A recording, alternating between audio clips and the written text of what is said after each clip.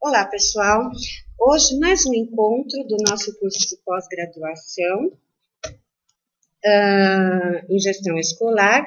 Nós vamos estar tendo uma aula hoje a respeito de orientação educacional. Essa aula, ela corresponde ao módulo 2, que é a orientação educacional, e nós vamos estar vendo questões respeito ao papel e função do coordenador pedagógico, que é a figura central do processo educacional de uma unidade escolar. Então, nós temos que ter sempre em mente, pessoal, que o trabalho pedagógico é o que leva uma escola, é o que leva as questões da qualidade de ensino estão ligadas intrinsecamente com a questão da organização do trabalho pedagógico. Portanto, a figura do coordenador pedagógico exerce um papel fundamental nas questões que são articuladas dentro de uma unidade, né?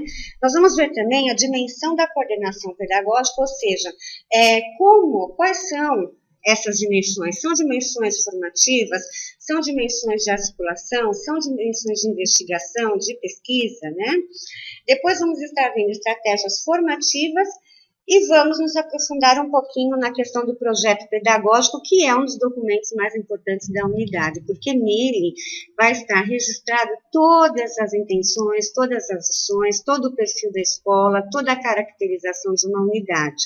Não é um documento para ficar dentro de uma gaveta, e sim um documento para ser utilizado e muito utilizado, né? Vamos lembrar um pouquinho da nossa aula passada, que nós falamos a respeito da concepção de gestão escolar. Lembrando da nossa última aula, nós vimos que não há uma maneira de fazer escola sem pensar na gestão democrática, né? Esse é o novo paradigma atual e é o que nós temos vigente e ao qual nós temos que trabalhar. Dentro dessa nova concepção de gestão escolar, nós temos que pensar em como romper com a divisão radical entre concepção e execução. Ou seja, pessoal, trabalhar dentro da gestão democrática requer que todos saibam desse princípio, né, entendam esse princípio, compartilhem desse princípio e quebrem paradigmas daquela coisa reprodutiva, autoritária, que nós já vivenciamos e que sabemos que nada de benéfico traz à unidade escolar.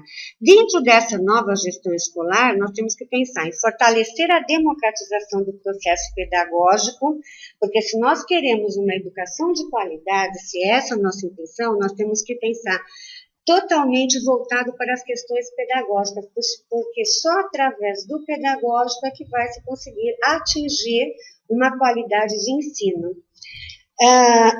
Valorizar esse pedagógico, essa participação consciente e responsável de todos, é o que faz a escola realmente estar fundada nos princípios democráticos e visando sempre a qualidade de ensino e consequentemente, a qualidade de educação, né?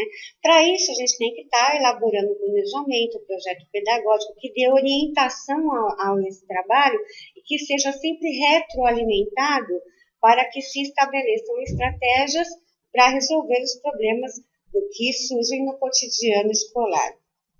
Quando a gente fala na figura do coordenador, o nosso módulo é orientação educacional, mas a figura do coordenador é a figura que impera enquanto um líder do trabalho pedagógico nas escolas públicas, principalmente no nosso estado, né, dentro da formação de carreira.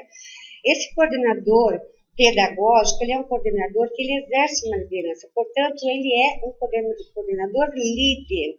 Mesmo em toda a estrutura educacional, o gestor, na figura do diretor, é um líder, o supervisor, que nós também falamos na aula anterior, ele tem que exercer o poder da liderança, assim como o coordenador pedagógico também é um líder, e como o professor é um líder em atuação em sala de aula. A questão da liderança, ela vai muito além do cargo que o indivíduo possui dentro de uma unidade escolar. Portanto, a gente não pode desassociar as funções que as pessoas exercem das questões da liderança. Especificamente, no caso do coordenador pedagógico, ele exerce esse poder de liderança, né? Então, sendo um cargo de liderança, deve ser um cargo de autoridade, não um cargo de poder, ou seja, não é um indivíduo que seja que tenha uma ação autoritária que vai garantir um processo pedagógico adequado. Muito pelo contrário, o indivíduo que simplesmente faz das suas ações autoritárias não vai conseguir chegar a lugar nenhum, muito menos a construir um projeto coletivo, a fortalecer o projeto pedagógico da escola, a realmente se imbuir de ações que primem pela qualidade de ensino da instituição a qual ele está inserido, né? Exercer influência sobre os outros, óbvio, o coordenador pedagógico ele vai lidar com grupos, e esses grupos eles têm que estar constituídos, eles têm que realmente ter uma noção do que é coletivo, ou seja, coletivo não é um aglomerado de pessoas, ou um grupo simplesmente de pessoas que vão estar discutindo sobre algo de forma evasiva, é muito mais que isso, são pessoas que estão reunidas, que se conhecem, que se reconhecem enquanto grupo e que deliberam sobre suas ações. Isso sim é um grupo, um coletivo que nós podemos chamar de coletivo fortalecido, e um coletivo claro de seus objetivos e claro do desenvolvimento de suas ações. Por isso aí a figura do coordenador pedagógico enquanto um líder, né? Líder articulador, líder formador, líder de incentivo à pesquisa, à investigação, das práticas educativas do local aonde ele exerce sua função e, claro, da busca de soluções e de grandes devolutivas. O papel do coordenador pedagógico é um papel extremamente importante no sentido de dar os feedbacks, devolutivas precisas e pontuar as questões pedagógicas que estão sendo desenvolvidas dentro da unidade. Dentro desses aspectos, nós precisamos desafiar e mudar essas crenças e paradigmas que estão aí, né? Ou seja, o paradigma do autoritarismo, o paradigma da educação como reprodutora, o paradigma do tecnicismo, para conseguir realmente atingir uma qualidade no trabalho do coordenador pedagógico, do grupo, do coletivo. Então, estar atendendo às necessidades da unidade, né? A principal função dessa função dentro da escola, qual que é, pessoal? É realmente estar articulando a construção coletiva de um projeto pedagógico, priorizando não só o desenvolvimento profissional e técnico dos seus professores e funcionários, porém investindo com o mesmo afinco no desenvolvimento pessoal desses colaboradores, a partir de um plano de formação continuada, elaborado com a participação efetiva dos mesmos. Por que nós nos referimos aqui à questão não só do profissional técnico, mas também do pessoal? Porque é impossível desassociar o profissional do pessoal. E a formação, quando ela tem um caráter de subjetividade também, ela vai inferir no comportamento das pessoas. Esse coletivo, esse grupo ao qual o coordenador pedagógico vai estar trabalhando necessita não apenas do aspecto profissional técnico, mas sim e fundamentalmente dos aspectos pessoais, porque deles advém as histórias de vida, né, que cada um carrega dentro de uma unidade escolar, e essas vidas elas vão se entrelaçando, e aí vai se formando o clima organizacional da instituição. Então não dá para a gente pensar apenas que numa formação nós estamos lidando apenas com aspectos racionais, nós estamos lidando também com os aspectos pessoais, não só o técnico profissional, mas também com as questões pessoais, que são advindas das histórias de vida e vão formar e se entrelaçar com o coletivo da unidade. Onde que esse coordenador pedagógico vai atuar, né? Então, óbvio, ele atua diretamente junto com a direção, que é o gestor escolar, porque o coordenador pedagógico também é um gestor, né? Ele é um gestor pedagógico. Lembre-se que na aula anterior nós falamos da questão do trio gestor, né? Formado pelo supervisor escolar, formado pelo diretor de escola, pelo coordenador pedagógico. Óbvio que dentro da equipe nós temos ainda o assistente de diretor, nós temos secretários, que são figuras fundamentais no trabalho efetuado na unidade escolar. Também ele atua junto aos serviços locais. O que são esses serviços locais, pessoal? São os serviços que circundam a unidade. Nós temos ali postos de saúde, nós temos os CAPs, nós temos serviços de atendimento, né, à população, à comunidade local, e nele é interessante essa parceria, porque aí vai se desenvolvendo um trabalho além de multidisciplinar, um trabalho de interrelacionamento com a comunidade, né? Junto aos professores, óbvio, né? Os professores e os funcionários que vão estar garantindo aí o coletivo da escola. Junto aos alunos, e aí eu faço uma paradinha para falar, pessoal, disciplina é um problema pedagógico, sim, porque se ocorre a indisciplina, algo está acontecendo, porque muitas vezes o coordenador fala, não, essa questão de disciplina não faz parte do meu show, não é do meu dia a dia, não faz parte da minha função. Faz parte da função do coordenador, do diretor de escola, do assistente, do professor, do inspetor de aluno e dos demais funcionários da unidade escolar, né? Nós não podemos nos furtar as questões que estão causando prejuízos à aprendizagem do aluno, e a disciplina é uma delas, né? Junto aos familiares, óbvio, hoje em dia nós trabalhamos dentro do coletivo na escola e temos que estabelecer tantas relações né, como as relações externas à escola. E a família é um foco fundamental para garantir a aprendizagem dos alunos. Sabemos que essas questões são difíceis, não é fácil, na realidade, são múltiplas demandas, óbvio, cada um com uma família, nós temos que pensar, e lá na parte do projeto pedagógico, nós vamos nos ater a falar um pouco da concepção de família, porque pensamos bem, como é difícil lidarmos com a família hoje em dia, porque temos uma concepção, nós ainda construímos uma concepção de família que não é compatível com a concepção de família que nós vivemos hoje nas nossas escolas, né? Então, quando a gente fala de gestão democrática e de quebra de paradigmas, nós temos consciência de que precisamos construir novas concepções sobre questões que já estão aí. E a família a família não é mais a mesma coisa e todos nós sabemos disso, né? Junto aos funcionários, óbvio que o coordenador está sempre em contato tanto com os professores como funcionários e demais membros ali da unidade escolar, junto com a comunidade geral e junto com os especialistas assim, ou seja, tanto os professores, cada um na sua especialidade, quanto com aqueles que promovem formações de coordenadores, que são especialistas em oficinas pedagógicas ou em setores pedagógicos de diretorias de ensino. É óbvio que ele vai estar tendo essa formação também. E enquanto ele participa de uma formação, ele é o responsável pela multiplicação dessa formação, né? Não adianta também ir numa reunião, ir numa formação e deter o conhecimento só para si. O coordenador tem que ter, não só o coordenador, mas como todos os gestores da escola, eles têm que entender que conhecimento é algo fundamental e conhecimento tem que circular, não pode ser ficar um indivíduo deter o conhecimento a respeito de uma coisa, ele tem que fazer circular esse conhecimento. Quanto mais o conhecimento circula, muito melhor vão ser as relações, muito melhor vai se poder descobrir novas soluções dos problemas que vivemos nas unidades escolares, né?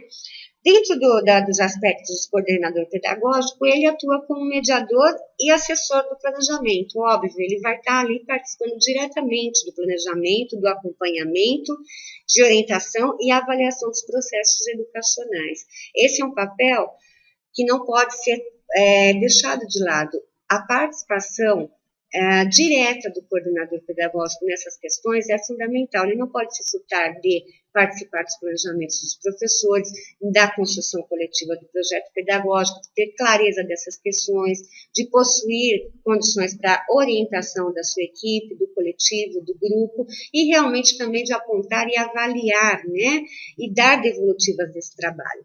Deve comprometer-se na implantação das políticas nas escolas, na articulação com os demais órgãos, no aprimoramento da gestão pedagógica, na valorização e fortalecimento dos canais de participação da comunidade. Óbvio, pessoal, se ele é um elemento, ele é um agente articulador, ele vai não só estar articulando dentro da unidade escolar, mas sim com os demais órgãos e demais segmentos que compõem, né, a unidade escolar. Nós não podemos deixar de falar que comunicação é imprescindível na questão do exercício da função do coordenador pedagógico. Necessita exercer também com competência o seu papel de líder dentro da escola. Liderança, pessoal, é a palavra, né? Temos que ter liderança quando estamos aí em cargos que exijam a questão de estar trabalhando com grupos, de estar articulando, de estar planejando, criando novas estratégias, estar trabalhando com formação. Ter o perfil de líder é bastante facilitador, né? Não que as pessoas não possam desenvolver essas habilidades. Dentro do coordenador pedagógico também, nós temos aí requisitos para o exercício dessa função, né?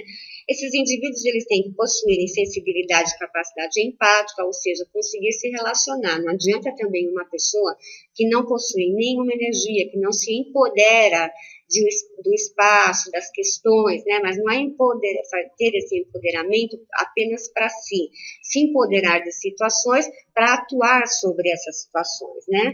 A fim de estabelecerem construtivas relações interpessoais com os seus orientados, conhecendo a maneira particular com que cada um atua e reflete sua prática. Esse, pessoal, é um ponto fundamental, porque além daquela questão do profissional técnico, vai para a questão também do pessoal, ou seja, o coordenador conhecendo mesmo as habilidades que cada um do seu grupo tem, né? Não é porque é coletivo, o coletivo é formado por cada indivíduo que o compõe. Então, fulano de tal, qual é o comprometimento que ele terá dentro daquele grupo? E o coordenador pedagógico ter condições de conhecer as habilidades deste grupo e deste coletivo, né? Não esquecendo que ali não é apenas a soma de indivíduos, né? Mas um grupo que tem uma visão clara e objetiva sobre para onde ir, o que querem e o que estão procurando e aonde vão chegar, quais são as metas estabelecidas, né?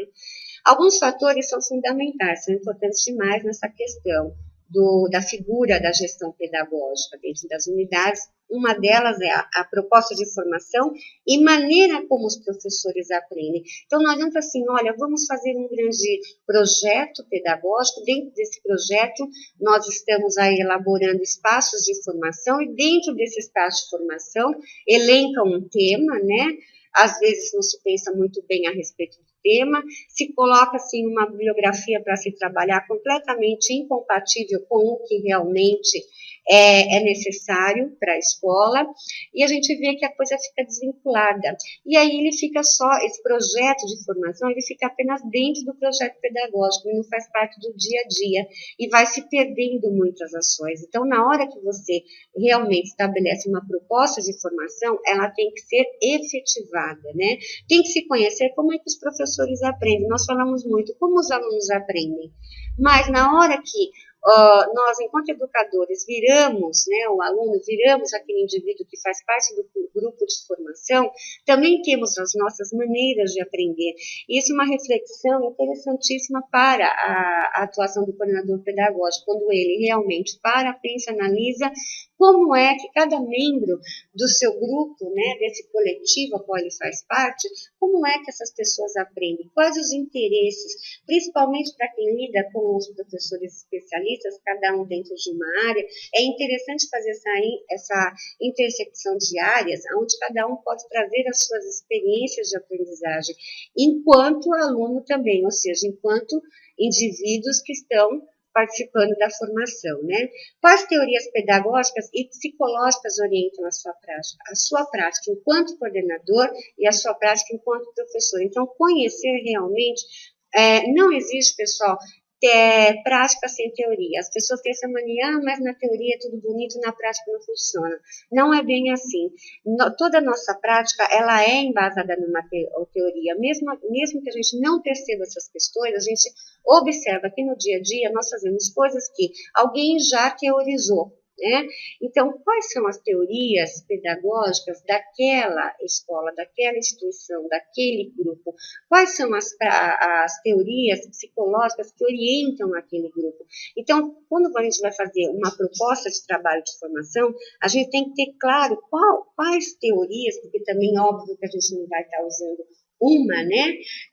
Porque aí a gente vai estar unificando uma coisa que é bastante diversa, então nós temos que pensar qual é a proposta, qual a necessidade dessa proposta, quais as metas dessa proposta, quais os objetivos dessa proposta, quem são, né, o público-alvo dessa formação, como é constituído esse grupo, como esse grupo aprende e quais são as teorias que vão nortear o trabalho de formação. né? O professor não é alguém que aprende no vazio, assim como uma criança, como um aluno, como nós nos referimos, né? O aluno não é uma tábua rasa, o aluno não vamos utilizar a educação bancária, tanto falada por Paulo Freire, assim também é com o professor. Muitas vezes nós falamos muito do aluno e deixamos de lado como esse professor aprende, quem ele é, qual o contexto que ele está inserido, quais os conteúdos que vão ser significativos na formação desse professor. E simplesmente se agregam várias bibliografias, várias teorias, sem um objetivo muito claro para o grupo, o que acaba fadando ao fracasso, né?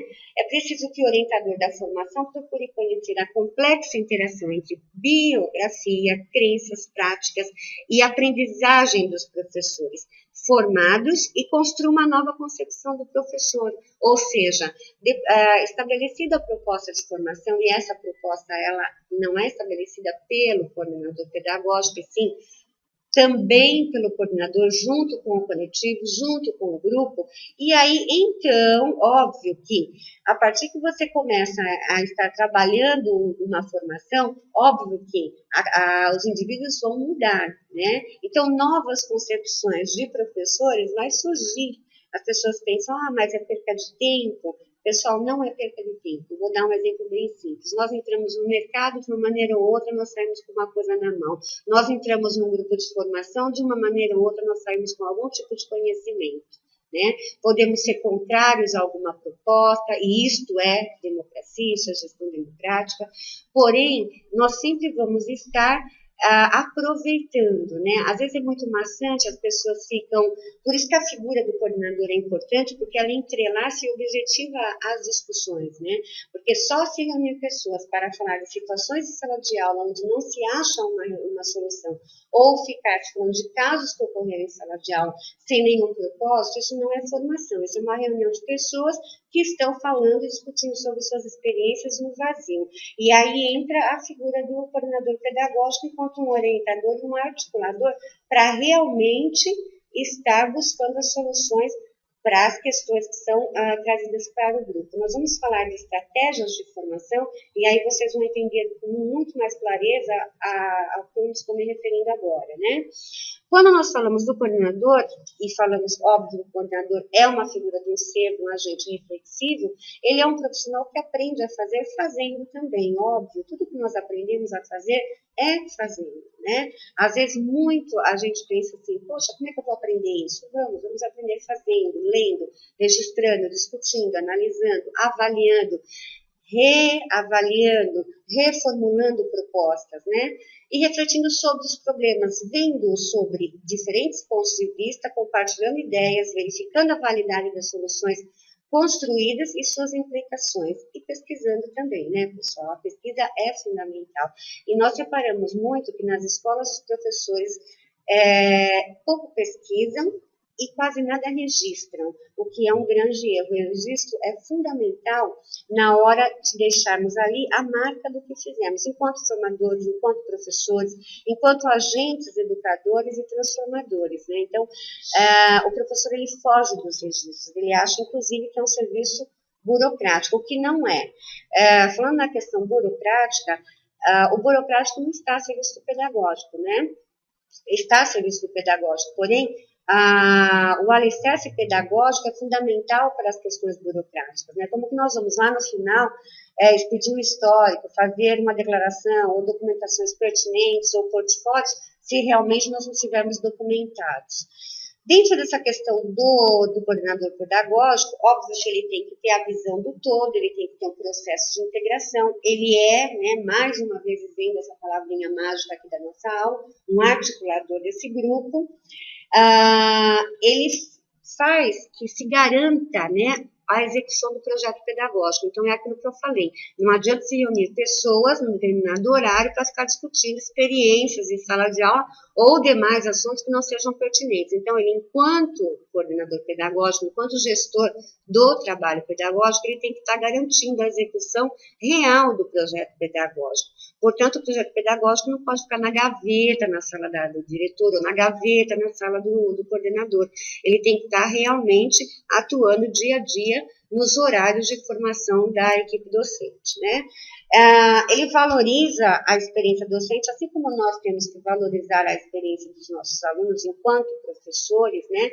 Valorizar o contexto ao qual os alunos estão inseridos, nós, enquanto formadores, também temos que valorizar a experiência de cada membro desse grupo, né? Do coletivo. Organizar tempos e o espaço pedagógico é fundamental. Nós temos que ter na escola tempos e espaços adequados para garantir a formação docente, né? Desenvolver o planejamento da atividade docente, temos que fazer a mediação didática, ou seja, pessoal, a figura do coordenador pedagógico também é aquela figura que vai em loco, lá na sala de aula, que sugere, né, ou seja, ele é um mediador didático, sugere questões que possam, no seu olhar, não no olhar apenas crítico de julgamento, mas no olhar crítico construtivo, estar sugerindo ao professor novas estratégias para solucionar alguns problemas que ele vem percebendo no cotidiano escolar. E, óbvio, fazer articulação coerente entre objetivos, conteúdos, metodologias e avaliação. Quando a gente fala aí dessas questões do coordenador pedagógico, e voltando mais uma vez, a primeira dimensão que a gente pensa é na dimensão articuladora, né? Ou seja, o coordenador pedagógico ele busca o fortalecimento da equipe escolar, articulando ações que favoreçam o bom desenvolvimento das atividades pedagógicas e do trabalho coletivo, sempre visando, pessoal, a construção do projeto pedagógico e, quando esse projeto já existe, o redimensionamento deste projeto pedagógico, a avaliação, a reavaliação do projeto pedagógico, porque o projeto pedagógico não é um documento estático, muito pelo contrário, é um documento dinâmico e, como tal, deve estar sendo redimensionado quando as necessidades quando se observam necessidades, né? Dentro dessa expectativa das ações, né, da dimensão do coordenador pedagógico, nós temos algumas ações da dimensão articuladora, né? Então, ele tem que elaborar um projeto pedagógico articulado com o planejamento dos docentes, orientar e acompanhar o planejamento do processo de ensino-aprendizagem e de avaliação para que este contemple tanto a formação integral do educando quanto o desempenho da equipe pedagógica. Então, aí nós temos uma mão dupla, né? Tanto o indivíduo é um formador, quanto ele forma. Ao mesmo tempo que o coordenador pedagógico ele é um formador, ele também está se formando com o grupo, né? Quando nós interlaçamos as experiências, quando nós vivenciamos e compartilhamos o nosso cotidiano, nós estamos ali fazendo uma troca de conhecimentos. Mas, óbvio que essa troca não pode ser apenas uma troca de experiências, ela tem que ser algo que seja direcionado, né? E que realmente atinja uma prática. E quando ela não atinge uma prática, nós temos que estar mudando as estratégias. Tem que estar estimulando a participação e a interação do grupo docente na elaboração e no cumprimento das ações do projeto pedagógico.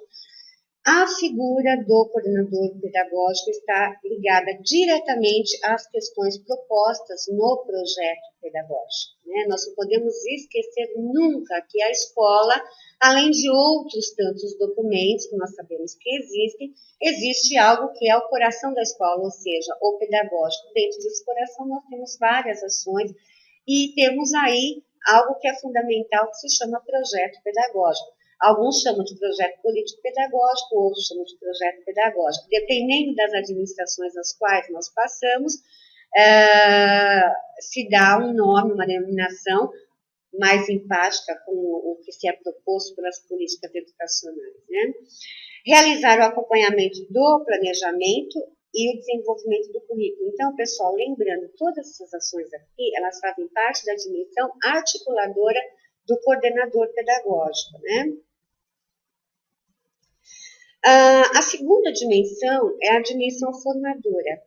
Então, sendo a primeira a dimensão de articulação, né, eu estabelecendo com o meu grupo, eu tendo esse grupo articulado, eu formando esse grupo, eu possuindo esse coletivo, a segunda dimensão da coordenação pedagógica é aquela que a gente denomina como formador, ou seja, que busca oportunizar a formação aos coordenadores, visando um trabalho integrado com os professores, de forma que possam externar suas inquietações e resolver seus problemas, realizando reuniões de trabalho ou de estudos. No caso, a gente sabe que a grande maioria das nossas escolas possuem aquele espaço e aquele tempo destinado à formação, graças a Deus, porque é fundamental que a formação continuada seja feita nos espaços escolares, né? Ou seja, em loco, porque ali nós vamos poder estabelecer uma proposta de formação, trabalhar essa proposta, dar continuidade, redimensionar essa proposta e realmente estar o mais próximo possível das questões da sala de aula, que é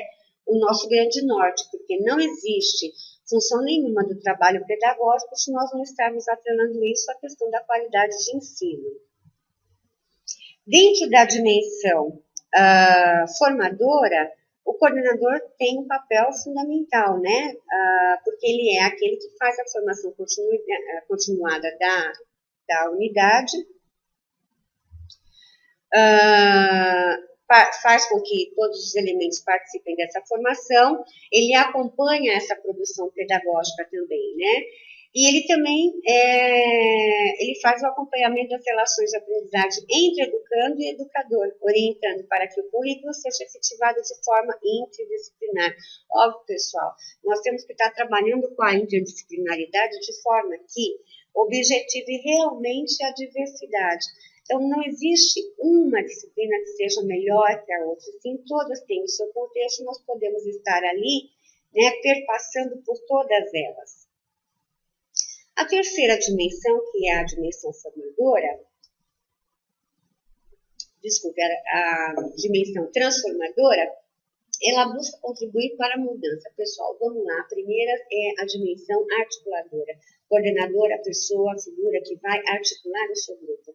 A segunda dimensão é a dimensão formadora, ou seja, a dimensão que possibilita as questões formativas do grupo. E, óbvio, se eu tenho uma articulação, se eu tenho a intenção de formar, o resultado disso vai ser qual? Vai ser de transformar. Por isso, então, a dimensão transformadora, que busca contribuir para a mudança, melhoria e aprimoramento da postura do professor, objetivando ações a serem apresentadas nas reuniões pedagógicas, no acompanhamento das classes, nas orientações das necessidades e dificuldades. Dentro dessa dimensão transformadora, nós temos ações aí, porque para cada dimensão, nós temos ações relativas, né? Então, vamos ver agora quais são as ações para a dimensão transformadora, né? Então, na questão da dimensão transformadora, orientar e acompanhar os professores quanto à seleção de conteúdos. Pessoal, é importantíssimo essa questão de seleção de conteúdos.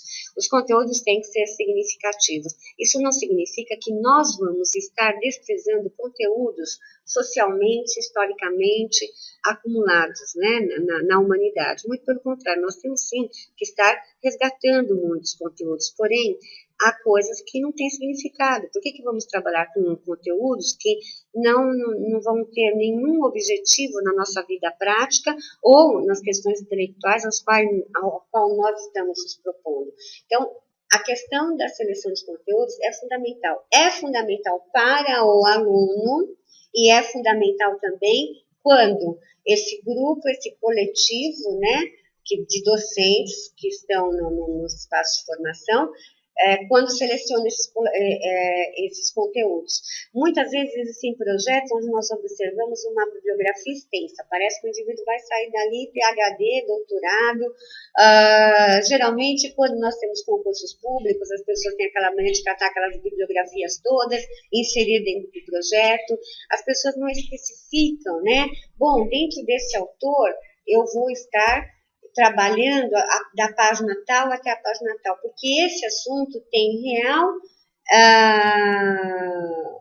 está realmente ligado à nossa proposta de formação. Não, as pessoas elencam, né? O grupo elenca vários autores e depois não sabe muito bem o que vai fazer com os autores, porque muitas vezes são autores que têm uma dinâmica até muito pesada na leitura, que não é compatível com o tempo de formação. Isso causa extremos prejuízos na hora dessa formação, né? As pessoas acabam ficando cansadas, desestimuladas e não vão dar a atenção necessária que deveria ter. Então, a seleção de conteúdos, tanto para o aluno, né, quanto para a formação dos professores, porque aí nós passamos a ser os alunos, né, é fundamental. O que nós queremos estudar, por que nós queremos estudar, porque isto é importante estudar, no que este conteúdo, no que essa seleção dos conteúdos vai trazer benefícios para o grupo, para a ação pedagógica e para a ação docente lá em loco, sala de aula, na vida escolar, nos espaços escolares. Ele vai agregar, ele vai enriquecer, ele vai fortalecer o grupo. Se não, pessoal, desprezem conteúdos que não são necessários ao dia a dia, à prática, né? A questão da avaliação contínua, recuperação paralela e atividades extracurriculares. Isso são todas questões que são atreladas à função do coordenador pedagógico e que tem uma dimensão transformadora, porque são ações que possibilitam a transformação. Então, quando eu falo em avaliação contínua, eu também falo em avaliação lá da formação, eu também estou falando da avaliação e da reavaliação dos trabalhos que são efetuados nas formações, né? Quando eu falo da recuperação paralela, não, eu estou me referindo ao aluno, mas é uma ação que vai gerar transformações, né? Ou seja, o aluno tendo a possibilidade de estar melhorando nos seus estudos, né? Acompanhar a realização do processo de autoavaliação e avaliação externa da escola, utilizando os resultados para auxiliar a equipe escolar em suas estratégias de intervenção. Pessoal, a autoavaliação é fundamental. As pessoas não gostam de se autoavaliar, mas é muito bom se autoavaliar, é muito bom que sejamos francos, honestos e claros quando fazemos essa autoavaliação, porque a autoavaliação não é algo destrutivo, muito pelo contrário, é algo que possibilita um crescimento pessoal muito grande, pessoal e profissional, porque quando nós conseguimos ter uma noção, uma consciência clara de quem nós somos, nós podemos estar melhorando quando não acertamos e permanecendo ou aprimorando quando acertamos, né? A nossa cultura não gosta muito dessa questão da autoavaliação, mas é fundamental que o coordenador pedagógico, enquanto um articulador desse grupo, proponha, né, momentos para essa autoavaliação. Enquanto à questão das avaliações externas, nós sabemos que estamos aí com várias avaliações externas e óbvio que não que seja só uma questão mensurável e numérica, mas tem que se levar em conta os resultados dessas avaliações para o prosseguimento do trabalho nas escolas, né? Apoiar e incentivar os professores na divulgação das experiências pedagógicas bem-sucedidas. Óbvio, pessoal, esse é o grande feedback. O grupo fez legal, o grupo acertou, o grupo teve dificuldades, o grupo continuou, o grupo ultrapassou objetivos, então ele tem que estar sendo, né, incentivado a estar mantendo esse gás todo para continuar, né? Apropriar-se dos índices de desenvolvimento escolar, visando propor intervenção pedagógica quanto necessário. Quando nós falamos das avaliações externas, muitas pessoas às vezes dão uma grande importância, e é importante mesmo, porém, a que mais traz importância é aquela avaliação real do índice do desempenho interno das escolas, aquele que nós, enquanto educadores ali, enquanto gestor, diretor, enquanto gestor pedagógico, enquanto a equipe docente, enquanto todos os envolvidos, estão elaborando. Para quê? Porque esse vai ser um direcionamento de ações para ao redirecionamento do projeto pedagógico. Então, é fundamental que nós tenhamos claro qual foi o desempenho pedagógico daquela unidade em determinado espaço. Aí é uma questão de formação do grupo, estabelecer períodos e realmente ter esta avaliação como norte para o prosseguimento do trabalho, e não apenas uma avaliação porque constatamos índices X, Y, Z, né? Nós temos que pensar nas dificuldades de aprendizagem dos alunos, mas não pensar só nas dificuldades de aprendizagem dos alunos, nós temos que pensar que para dificuldade de aprendizagem do aluno há uma possibilidade, há uma ação facilitadora para que o aluno possa melhorar, progredir, né? Orientar para garantir que a avaliação seja um processo que contemple tanto o trabalho do educando quanto do educador. Óbvio, a avaliação, pessoal, é um termômetro para medir tanto o educando quanto o educador. E todos os agentes que promovem educação nos espaços escolares. Estando no espaço escolar, pessoal, é um educador, não importa se ele está na cozinha, se ele está lá no estacionamento, se ele faz o trabalho de limpeza, todos que estão dentro dos espaços escolares devem ser considerados como educadores, né? Dentro ainda aí do coordenador pedagógico, outros requisitos que são fundamentais para o exercício dessa função é que eles exerçam suas funções com segurança e autonomia. Pessoal, se ele é um líder, não existe líder inseguro, né? O líder que vai perguntar, o que você acha disso? Achar disso é uma coisa. Agora, o indivíduo, quando ele consulta o seu grupo, porque ele já tem uma ideia formada a respeito, é bem diferente. Então, o coordenador pedagógico, ele é um indivíduo que ele tem o exercício da autonomia clara e ele possui segurança, né? Terem ampla experiência educacional, quanto mais experiência melhor, isso não quer dizer que as pessoas não estão aptas para aprender. Não é porque o indivíduo, ele era um professor, ele virou coordenador pedagógico, tudo bem, tranquilo, ele vai aprender. Óbvio, desde que ele tenha algumas características e um perfil que seja compatível com essa função, né?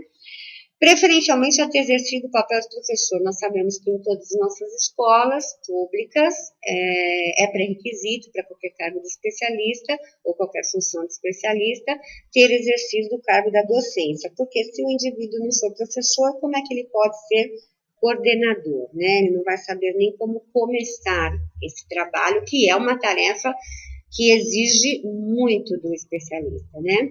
Serem bem preparados teoricamente, ou seja, pessoal, quanto mais se lê, quanto mais se informa, por isso que a teoria é algo que está aliada, sim, à prática, né?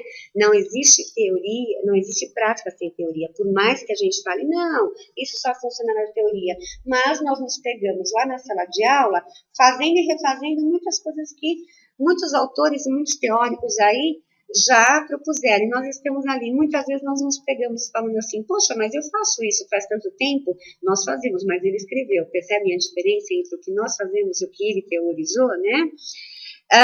Encararem a formação de educadores como uma área de conhecimento em si, buscando dominar as suas especificidades, ou seja, né, pessoal, cada área é uma área, portanto, ela também não pode ser estagnada, ela tem que estar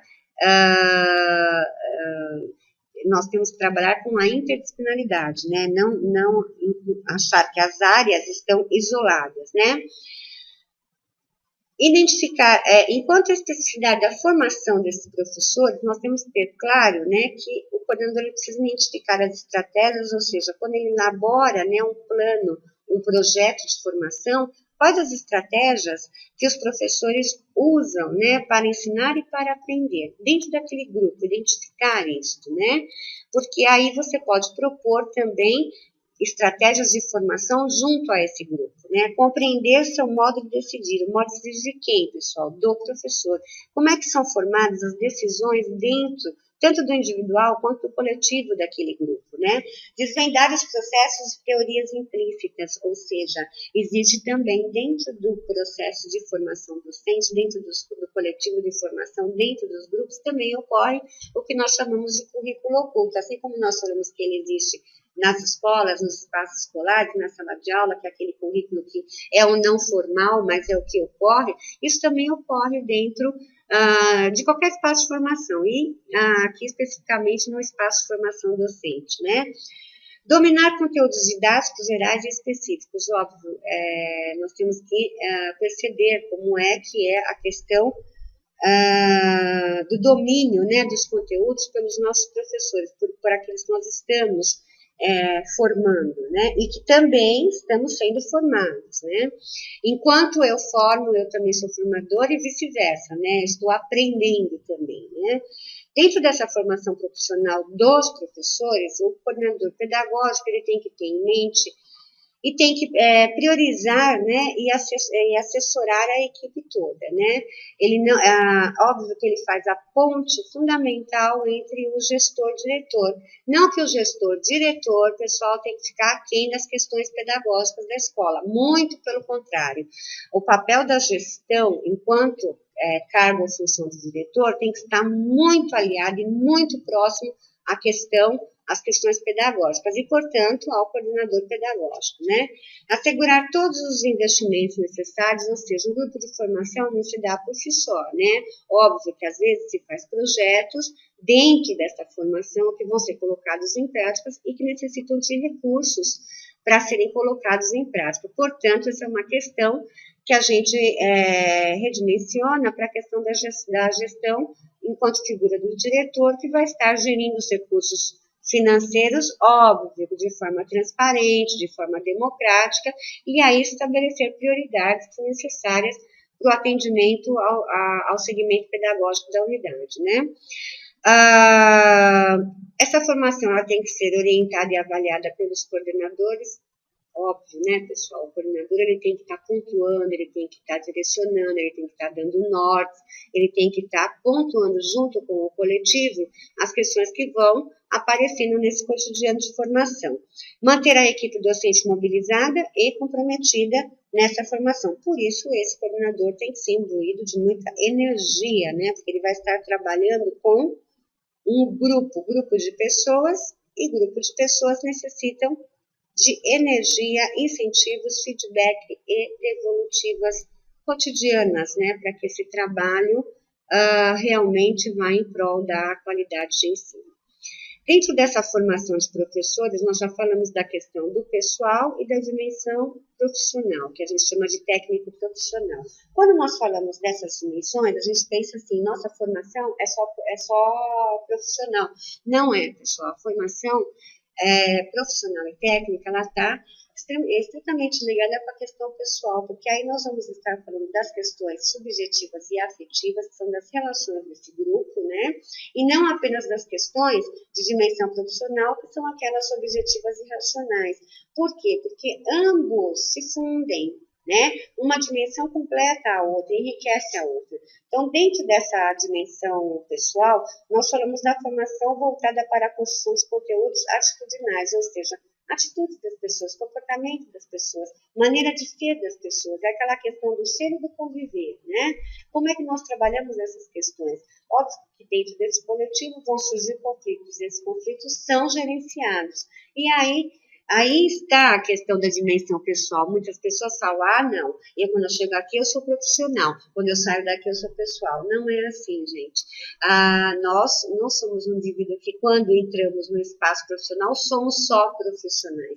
Nós temos atitudes profissionais, porém carregamos ali todo um arraigado pessoal, né? Que são nossas crenças, nossos valores, nossas atitudes perante os demais, né? E a formação técnico-científica que requer, óbvio, aí um embasamento sólido, né? Um embasamento teórico sólido, ou seja, lembre-se daquela questão da seleção dos conteúdos. É fundamental selecionar conteúdos para o espaço de formação, conteúdos que sejam significativos, que agreguem e que vão enriquecer e fortalecer a prática do grupo, né? Não conteúdos por si só, ou por modismo, ou seleções aí de autores de concurso, que muita gente vê isso, né? Às vezes as pessoas colocam tantos conteúdos e não conseguem nem chegar na metade da seleção desses conteúdos. Dentro dessa dimensão pessoal e profissional, a gente sabe que uma completa a outra, né? E ambas, elas se enriquecem. Então, é fundamental a gente não perder esse norte. Ainda falando da formação dos professores nos aspectos da dimensão pessoal e profissional, a gente tem que lembrar que a formação embasada na dimensão pessoal e profissional é geralmente observada em instituições cujo clima organizacional é marcado por uma gestão participativa. Quando nós falamos da gestão pessoal profissional ou pessoal técnico profissional, óbvio que quando as pessoas têm essa visão, esse olhar, nós sabemos que espaços são esses? São espaços onde realmente a gestão é uma gestão democrática, ou seja, é uma gestão participativa, é articuladora, né? Ela prima pela qualidade das relações interpessoais, ou seja, as relações permeiam, as relações são respeitadas, né? Pelos investimentos contínuos na melhoria das condições gerais do trabalho, ou seja, há investimentos para que realmente as pessoas consigam desenvolver os seus trabalhos. Geralmente são espaços limpos, são espaços organizados, espaços onde os equipamentos são escolhidos, né? E aonde se tem uma participação na questão das prioridades no uso do repasse público. Então, é fundamental, gente, que a gente entenda que tudo isso que nós estamos conversando hoje, todas essas questões, elas estão diretamente ligadas com que tipo de gestão? Com a gestão democrática, ou seja, não tem outra forma de gestão, apenas a gestão democrática que garante, né, novos paradigmas em se tratando de educação.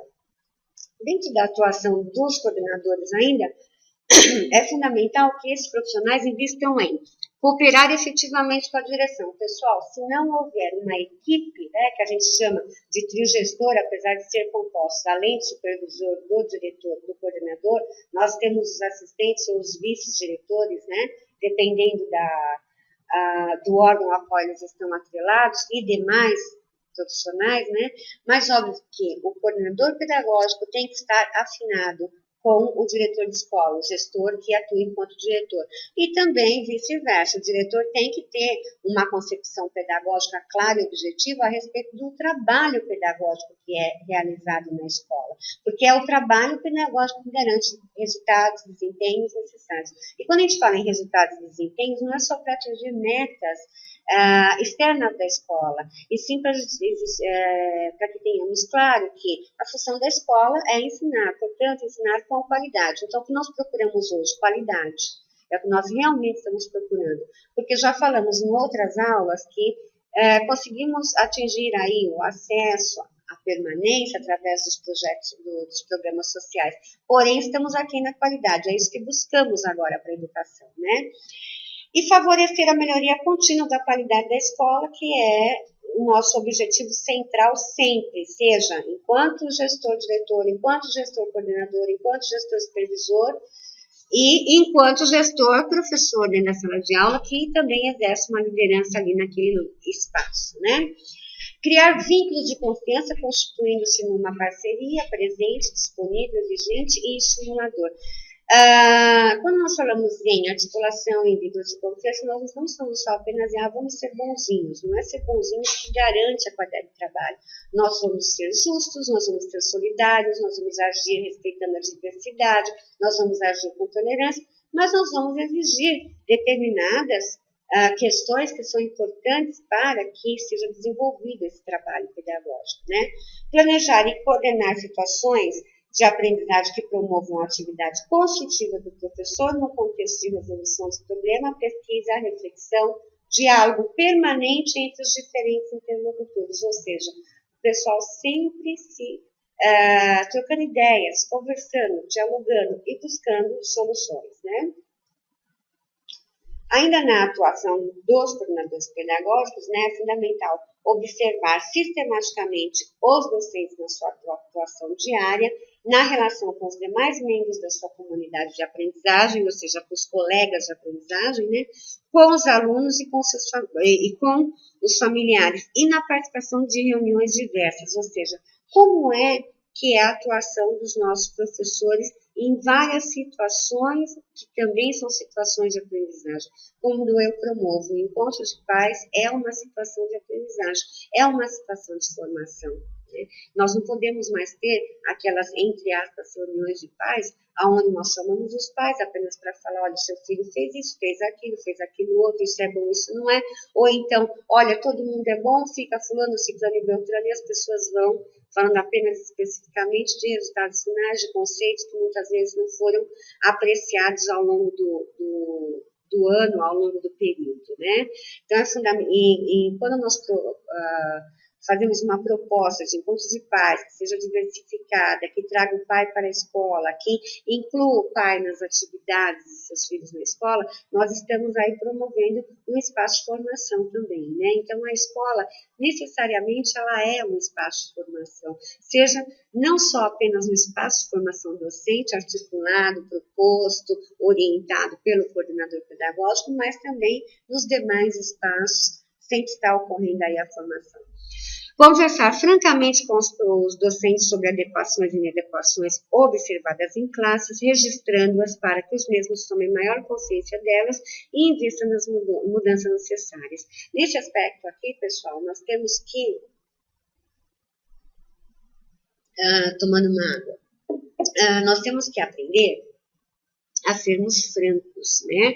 Não é porque eu estou apontando um erro, uma inadequação, que eu não estou sendo um articulador. Muito pelo contrário, eu estou observando, eu estou tendo um outro olhar a respeito de uma situação e, óbvio, que com várias estratégias eu vou poder estar sugerindo mudanças para estabelecer novos fluxos e fluxos que sejam benéficos para aquela atuação que está sendo inadequada. Nunca esquecer tanto para o professor, quanto para a figura do gestor-diretor, quanto para a figura do gestor do trabalho pedagógico, que é o coordenador pedagógico, que o registro é fundamental. Quando eu me dirijo a uma visita de sala de aula, eu não vou lá por ir, né? Eu tenho que estabelecer o que vou observar, por que vou observar, como vou observar e tenho que estar registrando isso. Porque assim eu posso dar uma real devolutiva ao professor a qual eu fui a esta visita, né? Analisar as diferentes produções dos docentes, principalmente seus registros reflexivos sobre a própria prática, dando aos mesmos retornos pertinentes, seguros e construtivos. Então, não adianta arrumar um espaço, um local para a formação, se apenas ele se esbarra apenas em conversas inócuas, né? É necessário que essa formação tenha peso, tenha conteúdo e que isso seja registrado. E que este coordenador leia, analise, comece a perceber como é feita a produção desses registros dos encontros de formação, né? Por trás desses registros, o que está implícito, o que pode servir como norteador do trabalho do formador, do coordenador pedagógico, quais são os anseios desse grupo. Geralmente, as pessoas registram de uma maneira um tanto formal, mas sempre se escapa nesse contexto intenções. Então, ler esses registros de forma atenta a estar buscando informações qualitativas para a melhoria do trabalho nos espaços de formação é fundamental e é uma atribuição intrínseca do cargo de coordenador pedagógico, né? Ajudar os docentes a desenvolverem a sua competência profissional, capacidade de articular recursos cognitivos múltiplos, óbvio, pessoal, todos nós temos várias habilidades e o coordenador pedagógico, enquanto formador do grupo, enquanto líder formador do grupo, ele vai estar dando uma possibilidade, oportunizando espaço para que essas habilidades sejam desenvolvidas, né? Tanto de conceitos, conhecimentos, informações, hipóteses, esquemas, inferências e de métodos. São espaços também para que nós observamos e que seja decidido, né, todos esses aspectos que são do pedagógico que estão relacionados diretamente com a sala de aula, né? Valorizar as didáticas específicas, estudando-as junto aos docentes. Quando nós falamos em didáticas específicas, é interessante aqui também falar das questões dos especialistas, né? É interessante essa troca, professores de uma determinada área estarem passando para outros de outras áreas, algumas coisas interessantes da sua especificidade, e isso vice-versa, é uma troca, é um perpassar das áreas de conhecimento que vão solidificar o grupo e também trazer oportunidades de conhecimento de uma disciplina com outra disciplina, quebrando esse estagnamento, né, das disciplinas, essa coisa arcaica de achar, bom, se é matemática, se é português, se é história, não. Tudo está entrelaçado, né? Mas muitas vezes nós ficamos só naquele nosso mundinho, daquela estreita área de conhecimento. E a nossa vida é muito mais do que uma área de conhecimento, né? A nossa vida são várias áreas de conhecimento. E é interessante essa valorização didática aí das especialidades, fazendo essa troca de experiências nos espaços, né? Estimular e orientar os docentes a tornar-se um pesquisador em seu universo de trabalho para que possa mobilizar-se na busca de respostas, ressignificando aprendizagens anteriores e avançando na produção de conhecimento didático. Pessoal, o espaço de formação é um espaço de produção de saber. O professor pouco pesquisa, pouco escreve, pouco registra. Então, é nesses espaços que tem que se oportunizar, né? E muitas vezes até forçar, porque, não, eu não gosto de escrever, não, minha letra não é bonita, de repente não é mesmo, ele não quer, mas ele tem excelentes ideias. Então, quem vai ser o relator, como vão se esquematizar, se estruturar essas produções, esses textos, esses registros nos horários de formação. Porém, sempre incentivando, pessoal, a questão da pesquisa, da investigação, sem isso, as nossas práticas enquanto docentes não melhoram. Não tem como a gente fazer a mesma coisa e mudar o resultado, né? Se a gente faz a mesma coisa, a gente sempre vai ter o mesmo resultado. Portanto, é fundamental que o coordenador pedagógico esteja aí incentivando a pesquisa, inclusive trazendo também para o grupo coisas interessantes e oportunizando para que o grupo traga, porém não esquecendo que quando se estabelece uma proposta de formação, já se fez juntamente com o grupo aquela seleção de conteúdos, então são coisas que têm que ser priorizadas, né? Senão as pessoas começam a trazer cada dia traz uma coisa que às vezes não está dentro nem do contexto, só porque a pessoa achou interessante. Pode-se até ter um espaço, né, para essas trocas de experiência, mas que isso não seja uma constante. O espaço é de formação, né, não de informação.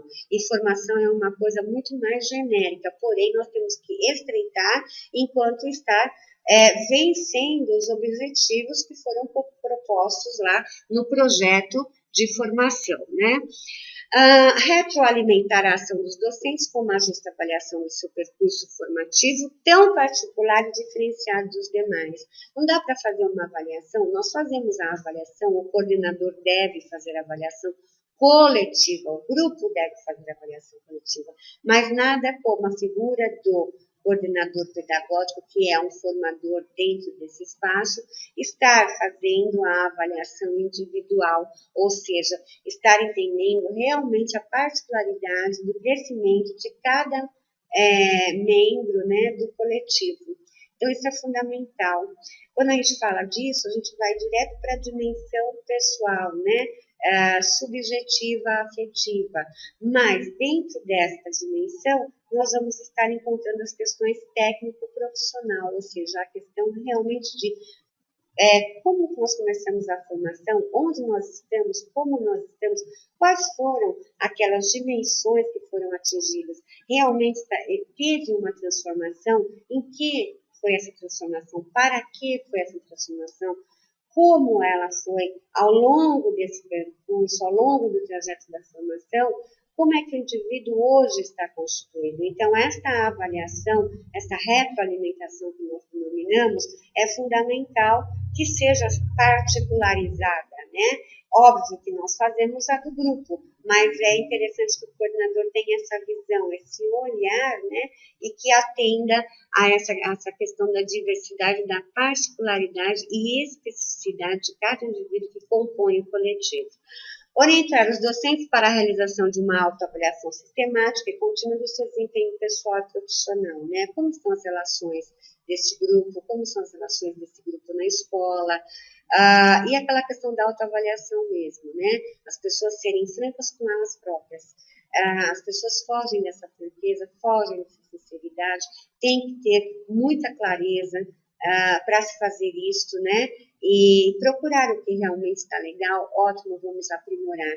E entender e compreender que erramos, e que se erramos, vamos consertar, vamos arrumar, vamos acertar.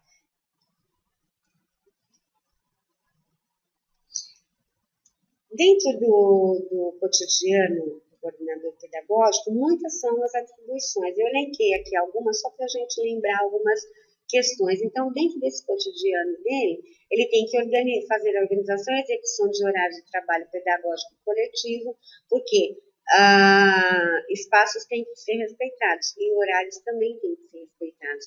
Por isso, gente, é fundamental que o coordenador pedagógico estabeleça a organização de tempos. Tempo que ele vai estar trabalhando com o coletivo, tempo que ele atende outras demandas, que são várias, né? Como atendimento de outros professores que estão na escola, atendimento de alunos, de pais, casos específicos, questões de emergência, né? Organização do início do período, óbvio, você vai estar sempre ali em contato com os professores e com os alunos, tanto no início quanto no término desse período, né? Relações formais e informais com a direção, professores, alunos, pais e órgãos superiores. Tanto as relações formais quanto as informais fazem parte do nosso dia a dia. E, enquanto figura de coordenador pedagógico, nós vamos estar aí nos relacionando com os vários segmentos que compõem os espaços escolares e também aqueles que estão fora do espaço escolar. Leitura de redes e comunicados e elaboração de relatórios, ou seja, ele tem que também estar informado, né? O que veio lá nos e-mails, o que nós temos em publicações oficiais, novos documentos, novas deliberações, novas orientações normativas, novos comunicados. Então, estar sempre se inteirando a respeito disso. E os atendimentos às emergências, que todos nós, enquanto educadores, sabemos que na escola tem aí várias emergências. Quando a gente vê, quando a gente pensa que está tudo sossegado, vai ver, acontece uma coisa assim impressionante que ninguém nunca pensou. Então, vai lá o gestor na fila do diretor, o gestor, coordenador, vai o assistente, todo mundo ali atendendo as nossas emergências diárias, né? E é tudo isso que compõe a educação e aonde nós estamos e também particularmente é muito bom, né? Estar na educação é muito bom. Por mais que tenhamos problemas, por mais que tenhamos obstáculos, a educação parece algo que é tatuado, né? Está conosco, né? Estabelecer canais de comunicação com todos, óbvio, comunicação é fundamental, né, pessoal, em todas as esferas. Ter documentos de fácil acesso para atendimento, pelo amor de Deus, prestem atenção. Sabe quando a gente precisa de um documento e a gente vai atrás de uma pessoa e ela guardou de uma maneira tão absurda que ela nunca mais vai achar? Nós não podemos ter essa postura, nós temos que ter as coisas de forma clara, de forma rápida. Porque quando um professor, ou quando chega um pai, ou quando o diretor, ou vice-versa, pedem um documento que ele seja de fácil acesso, né, para o atendimento àquela questão que está demandando no momento, né? Registros atuais e antigos, não muito antigos, pessoal, mas que sejam também para a gente poder comparar, né?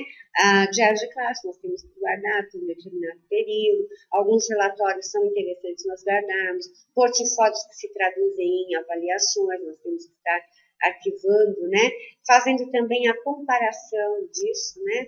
Ter em mãos ali na sua sala o regimento, qualquer sentido ver, e esse regimento a gente sabe que foram normas definidas pelo grupo, porém, claro que embasado pelos dispositivos legais, né? Tanto Constituição, quanto ECA, quanto LDB e os dispositivos legais referentes ao sistema de ensino ao qual as escolas estão submetidas. Textos selecionados para estudos, subsídios teóricos da prática, ou seja, você selecionou vários conteúdos junto com aquele coletivo, você tem que ter esses materiais ali selecionados para estar trabalhando nos horários coletivos de formação. Modelos de projeto bem e mal sucedidos para reflexão. Nós temos a mania também de só ver as coisas que foram bem sucedidas e falar, poxa, mas por que aqui não dá certo, né? Mas temos que ter também aqueles que não foram tão bem sucedidos, né? Porque nós conseguimos, dentro dessa perspectiva, a gente consegue também traçar um paralelo de que por que não foi bem sucedido. Talvez se nós implementarmos esse tipo de projeto, que o grupo acha interessante, mas com tais e tais alterações, ele possa ser bem sucedido. Não é porque uma experiência é fracassada que ela não teve ali o seu momento de construção, o seu momento de necessidade, né? Muitas vezes não deu certo, então mudou-se para outra estratégia, óbvio, né? Filmes e vídeos para análise, mas por favor, pessoal, que sejam interessantes, motivadores, que realmente estejam atrelados.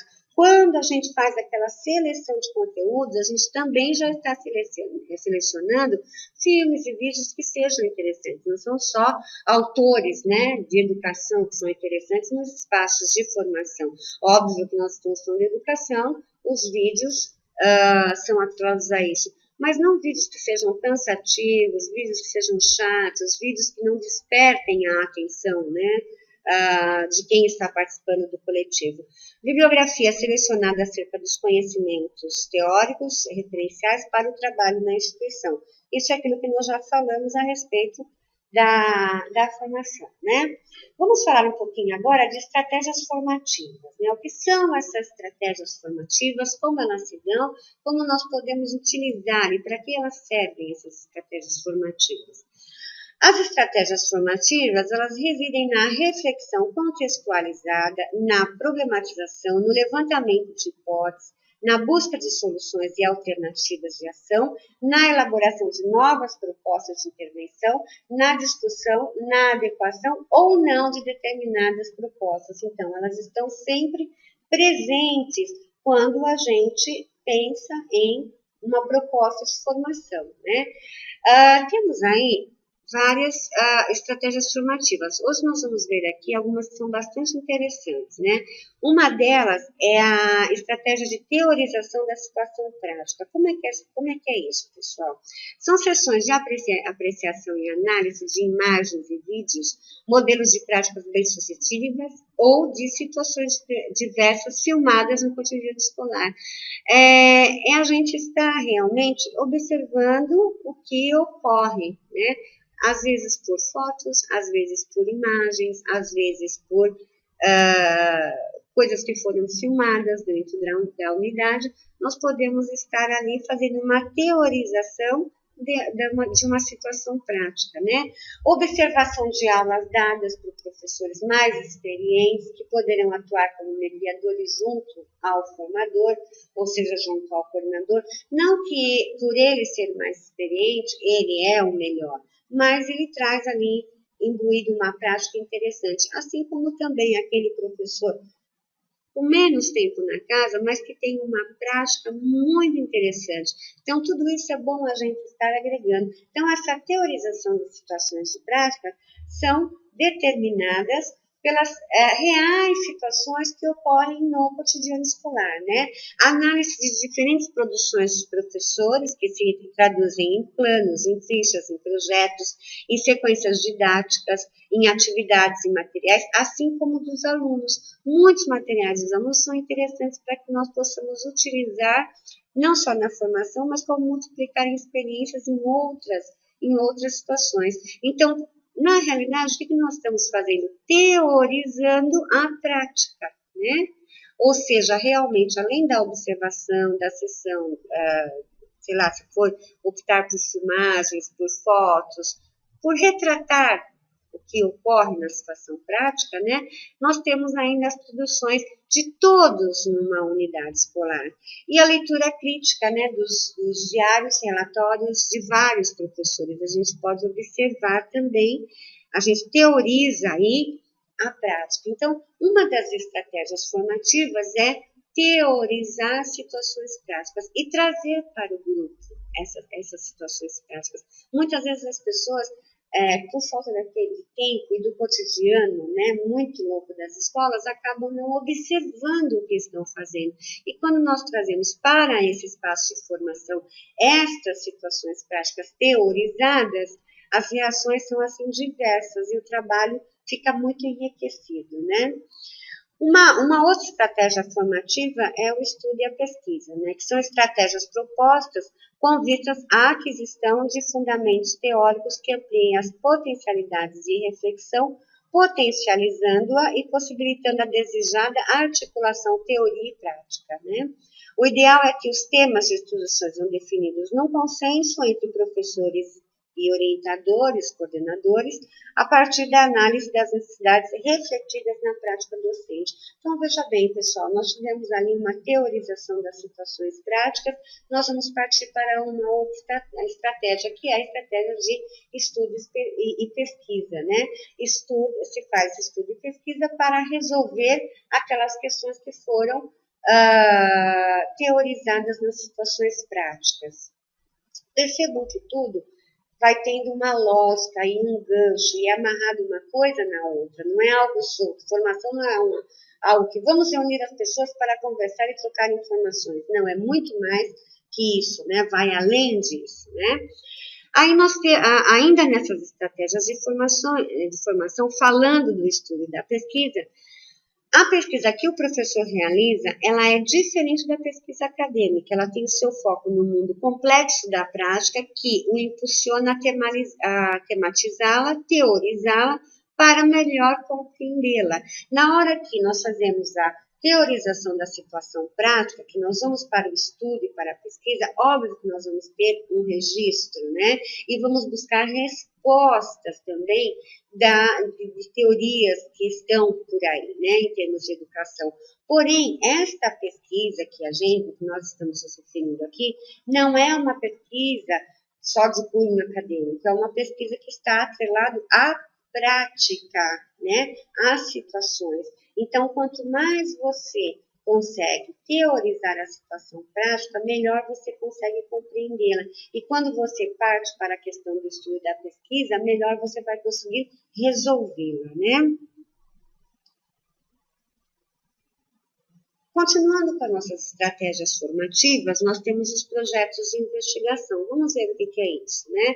É o exercício de autoria de um professor ou de um grupo de professores que deve ser permanentemente incentivado.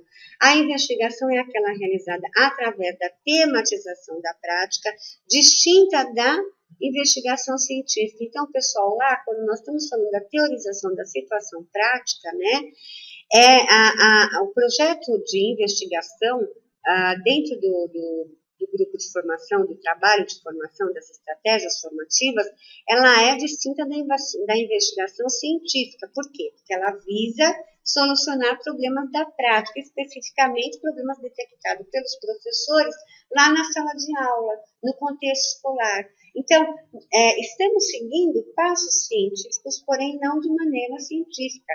Tematizamos a prática, fizemos um estudo e pesquisa, vamos, através de processos de investigação, né, estar atrelando uma coisa com a outra. Óbvio que não existe aquele caráter acadêmico, mas existe aí todo um processo na construção e busca de soluções para a melhoria da qualidade de educação e de ensino propriamente dito.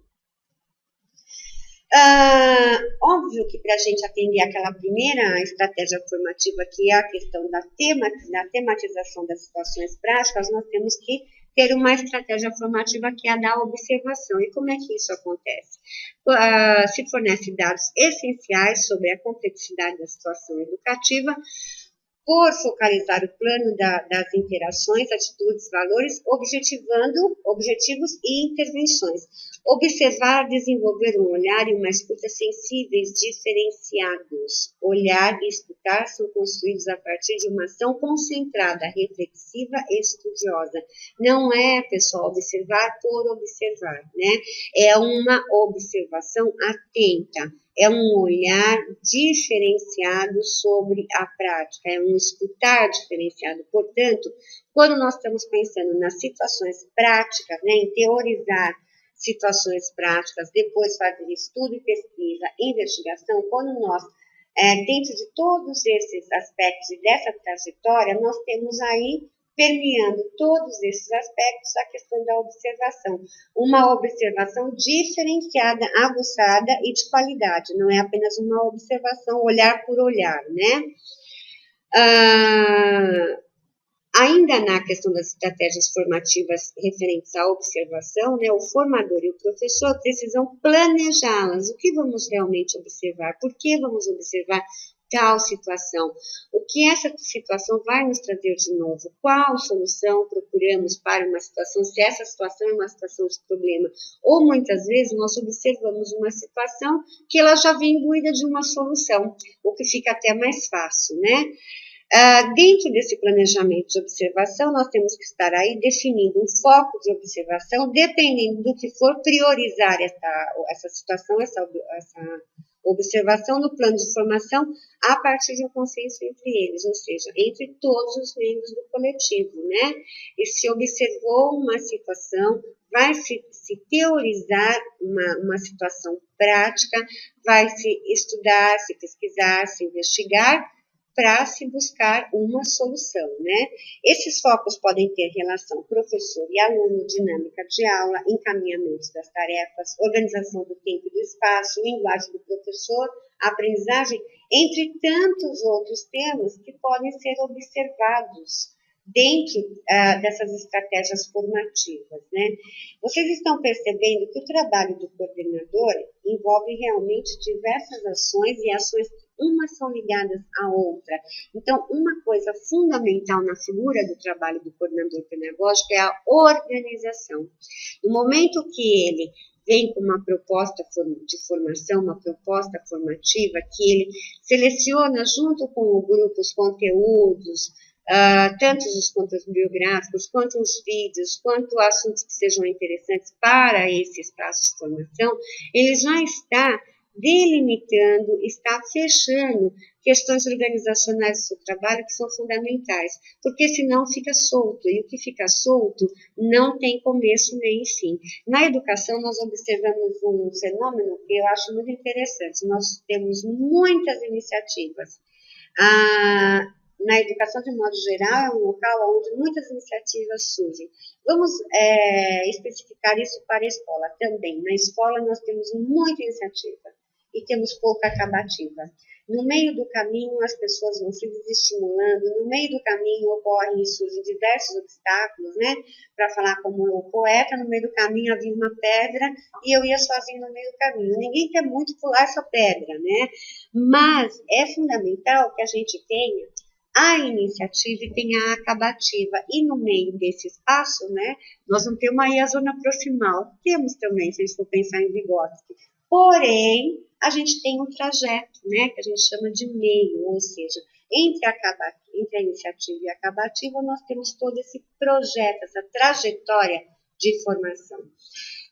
Uma outra estratégia formativa que é fundamental que são os registros, né? Então, eu fiz lá citações, teorizei situações práticas, eu fiz o estudo e pesquisa, nós fizemos as investigações, passamos pela observação em todas essas temáticas.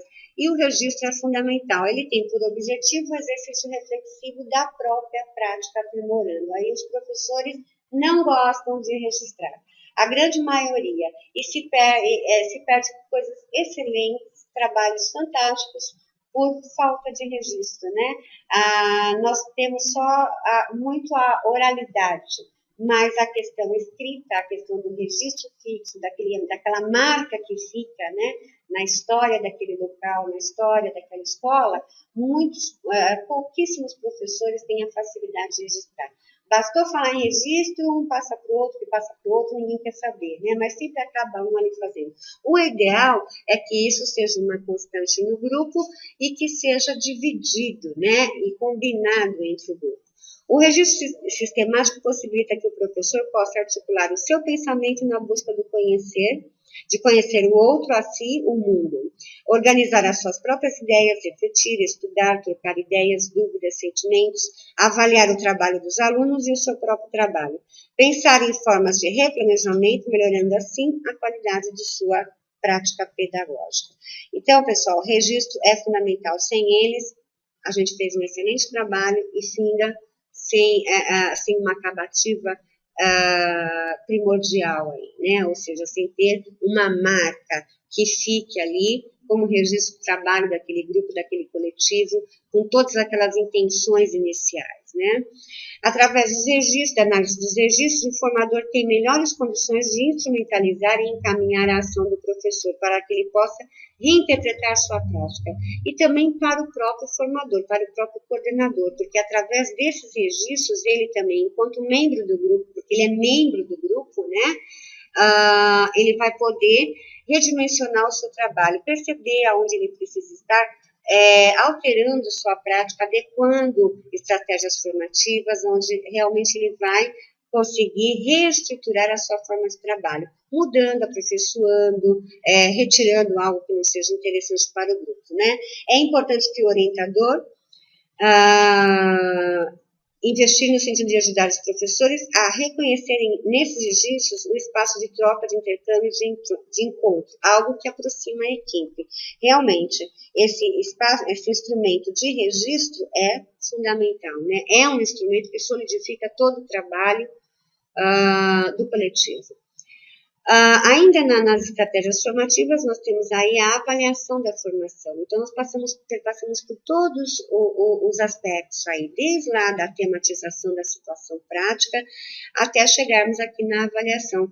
fizemos um trajeto e chegamos, vamos avaliar, né, essa formação, que é uma tarefa integrante do processo formativo de natureza tão complexa quanto o próprio processo, ou seja, avaliar francamente o trabalho de um grupo, né, sem ter reticências psicológicas, como eu falo, ou seja, vamos deixar as vaidades, né, de lado, vamos realmente nos entregar a esta avaliação, a autoavaliação e a avaliação. Assim como, lembrando que o coordenador, além da avaliação do grupo, é bastante pertinente que ele faça aquela avaliação particular, ou seja, individualizada, diferenciada, para que se possa detectar o crescimento de cada componente desse grupo e realmente quais foram as transformações ocorridas em cada um do grupo, né? O professor corresponsável pelo seu processo de formação precisa compreender os critérios para sua avaliação e os instrumentos de avaliação e autoavaliação a serem utilizados, né? Então, tudo consenso do grupo, estar combinando como é que vai ser feito essa avaliação. É indicado que nessa avaliação o formador dê devolutivas constantes. Tudo que nós fazemos, interessante que as devolutivas, elas parecem que são inerentes ao gosto do ser humano, né? Todo ser humano gosta de uma devolutiva, seja lá qual for. O seu trabalho foi bom, então o seu trabalho não foi tão bom assim, poderia ser melhor, ou então você realmente teve tal e tal progresso dentro desse processo, né? Assim como o grupo também, esse grupo dentro de todo esse espaço de tempo, construiu isso, fez aquilo, realmente as pessoas gostam de evolutivas. E a figura do coordenador pedagógico, aí, enquanto um agente de formação, é fundamental que na avaliação ele esteja focado na questão das devolutivas, né? E que respeite também as diferenças de percurso, ritmos e maneiras próprias de alcançar as metas de aprendizagem de cada um. Cada um aprende de uma maneira. Esse formador, esse coordenador pedagógico tem que ter essa sensibilidade de perceber que cada membro daquele grupo, né, daquele coletivo, tem uma forma de aprender, um ritmo, assim como nós, enquanto professores, entendemos em sala de aula que cada indivíduo que está ali enquanto nosso aluno tem uma maneira de aprender e um tempo de aprender. Nem todo mundo, ou melhor, ninguém faz nada igual a ninguém, né? Revisando essas estratégias formativas, né, de uma maneira mais sintetizada, registros sistemáticos da prática refletidos coletivamente e apreciados pelo coordenador com devolutivas que reencaminham a ação do professor é uma das questões, né? Encontros presenciais, individuais para apreciação crítica e redimensionamento da própria prática. É tudo isso que nós já falamos, estamos aí sintetizando aqui no finzinho, né? Discussão em grupo para análise de diferentes produções, planos, fichas, projetos, atividades, materiais, e de alunos, né? Participação em grupos de estudo de temas de interesse dos professores em função de suas necessidades de gestão de sala de aula. A formação, ela tem que atender, né, as questões da gestão da sala de aula. Então, a gente tem que também focar que a formação docente, ela está vinculada ao fazer, né, no espaço da sala de aula. Projetos de investigação desenvolvidos em equipe a partir dos problemas emergentes da prática, e aí a gente falou daquelas estratégias formativas, e a primeira delas que é a questão da teorização das situações práticas, né? Os registros, observação dos professores mais experientes, reuniões de professores, reuniões de pais. Eu gosto mais da palavra encontros de professores, encontros de pais, né? Onde você traz também uma nova concepção para que esses momentos se tornem momentos de formação, tanto nos encontros de professores quanto nos encontros de pais, nós podemos estar aí criando espaços de formação, né? Nós vamos falar agora, pessoal, de uma coisa que é a espinha dorsal na função do coordenador pedagógico e na função e na escola também, né, que é o projeto pedagógico. São algumas pinceladas para dar uma noção interessante de como esse projeto deve ser, né?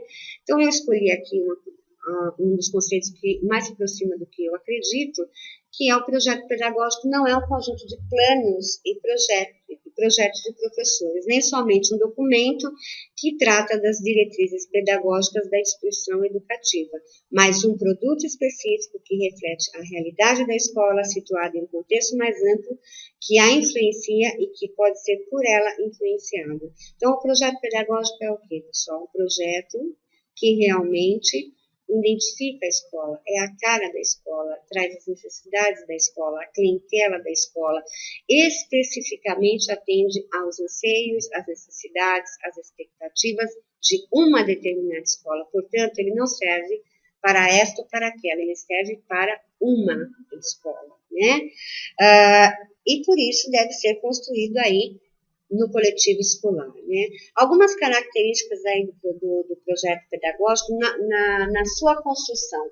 Ser um processo participativo, ou seja, a construção do projeto pedagógico deve ser algo que todos participem, todos, não são todos, direção, coordenador, assistente, professores, são todos são, todos os segmentos da escola. Não esquecendo de alunos, não esquecendo de comunidade, não esquecendo do pessoal da limpeza, não esquecendo.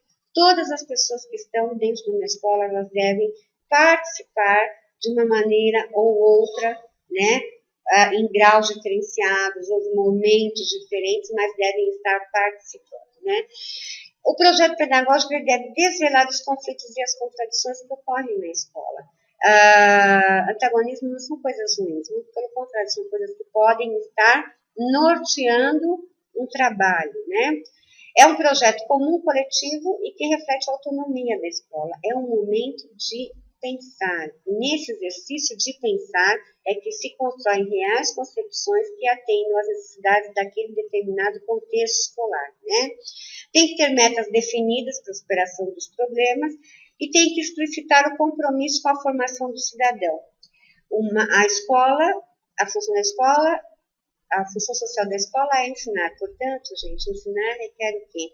Requer que se tenha comprometimento. E o que se quer ensinar? Indivíduos, seres humanos a serem real cidadão, que exerçam sua cidadania, né? Que sejam realmente, que conheçam seus direitos de fato, né? Em termos de dimensões do projeto pedagógico, nós muitas vezes escutamos a nomenclatura, e eu já falei isso, em algumas administrações se fala apenas projeto pedagógico, em outras administrações se fala PPP, que é o projeto político pedagógico. Eu gosto muito da questão do projeto político pedagógico, porque realmente no projeto pedagógico nós temos a dimensão política e nós temos a dimensão pedagógica. Quando nós nos referimos à dimensão política, a gente fala que é político porque ele tem um compromisso com a formação do cidadão para um tipo de sociedade. Então, realmente, ele tem o seu cunho político, né? Ele é apartidário, porém, como dizia Paulo Freire, educação é um ato, né, político, o projeto pedagógico também tem aí a sua questão política, né? Tem a dimensão pedagógica, que é pedagógica porque possibilita a efetivação da intencionalidade da escola, que é a formação do cidadão participativo, responsável, compromissado, crítico e criativo. Então, aí nós temos a dimensão política e pedagógica do fazer cotidiano, né? O projeto pedagógico não pode ser aquele documento que vai ficar lá na gaveta, né? Como nós já falamos em diversas aulas aqui. Dentro do projeto pedagógico, nós temos alguns princípios. Então, nós temos princípios filosóficos que são fundamentais. Tendo essa visão desses 3 princípios, é interessante depois a construção no coletivo do projeto, né? Temos os princípios epistemológicos e os princípios metodológicos. Vamos ver cada um desses princípios para vocês entenderem como é simples, como é fácil, mas pensar é um exercício extremamente interessante. Nós precisamos começar a gostar desse exercício de pensar, exercício de construir, né? E de construir concepções, né? Por que não? Se estamos construindo um projeto pedagógico, estamos falando de concepções. Quando nós falamos de um dos primeiros princípios, que são os princípios filosóficos, né, nós estamos, essa concepção ela vai direto, né, em termos de concepção de mundo, de homem, de sociedade, de educação, de escola, de educador, de aluno, de família. Aí vocês vão pensar assim, poxa, nós já escutamos tanto isso, escutamos mesmo. A vida inteira, enquanto educadores, nós escutamos, mas não pensamos, refletimos e praticamos. Vamos pegar isso aqui e levar lá para a escola, levar para o espaço escolar. Por exemplo, dentro do projeto pedagógico, qual é a concepção de mundo daquela escola? Então, escrever isso, qual a concepção de mundo que aquelas pessoas naquele espaço entendem, né? O que é o mundo, o que é o homem, o que é a sociedade, o que é a educação. Tem coisas que são fundamentais, por exemplo, estabelecer uma discussão para fazer uma concepção de família, né? Qual é a família que nós temos hoje? O que é família? Como cada um pensa o que é família, e depois sintetizar isso numa concepção. Este é um trabalho, pessoal, que acaba sendo finalizado pelo coordenador pedagógico, pelo diretor de escola, pelos gestores da escola. Porém, ele é feito, traduzido e construído no coletivo de todos que estão na escola. É muito interessante esse exercício de construir concepções para que estejam traduzidas no projeto pedagógico, registradas, né? E traduzidas no projeto pedagógico. Então, os filosóficos é realmente essa questão. O que é educação especial, que hoje nós estamos vivendo tanto? O que é inclusão? Então, concepções construídas. Depois que a gente constrói essas concepções, nós podemos depois até comparar essas concepções lá nos espaços de formação com vários teóricos que nós possuímos, né? Aí nós vamos ver quais são as nossas vertentes pedagógicas, psicológicas, a gente consegue até fazer comparativos, né? Esse é um exercício muito interessante de estar sendo feito na escola. Quando nós falamos do princípio epistemológico, nós falamos da definição sobre a linha pedagógica adotada pela escola, coerente com os princípios filosóficos e valores a ser desenvolvidos. Ora, se a escola construiu uma concepção de mundo, de sociedade, de educação, de escola, de educador, de aluno, de família, né? Nós vamos ter aí uma linha pedagógica. Ninguém consegue seguir uma única linha pedagógica. Essa escola é só interacionista. Essa escola, daí tem gente que fala, essa escola é construtivista. Não. Nós temos aí várias vertentes, mas nós conseguimos mais ou menos delimitar qual a nossa maior tendência naquele espaço escolar, né? Isso tem que ficar claro para todos também. Todos, quando eu digo, gente, não esquecer que faz parte desse processo toda a comunidade escolar, interna e externa, né? Os pais, os representantes de conselho, grêmio estudantil, quando houver, membros de APM, todo mundo está participando, né? Todos os segmentos estarem representados na construção do projeto pedagógico. E aí, um dos outros princípios é os princípios metodológicos, né? Que são as decisões sobre a forma de operacionalização do estabelecido nos princípios filosóficos e epistemológicos, que trazem, óbvio, a concepção de currículo, de ensino-aprendizagem, de trabalho coletivo, de avaliação. Quais são os métodos? Ou seja, se nós filosoficamente construímos conceitos sobre escola, família, sociedade, mundo, aluno, inclusão e tantos outros conceitos necessários no nosso dia a dia, né? Já decidimos e definimos qual é a linha de trabalho pedagógico a ser utilizado na escola, óbvio que aí nós vamos ter métodos para estar trabalhando com essa linha de trabalho na unidade escolar. Dentro do projeto pedagógico, nós temos várias competências, né?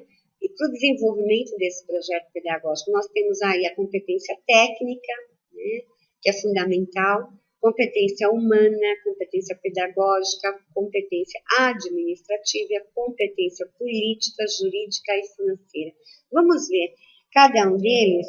O que quer dizer, né? Então, quando a gente se refere à competência técnica, né, é aquela questão do saber escolar, ou seja, dos conteúdos, da questão técnica do saber e das habilidades, que daí nós vamos para as questões metodológicas e recursos de ensino, né?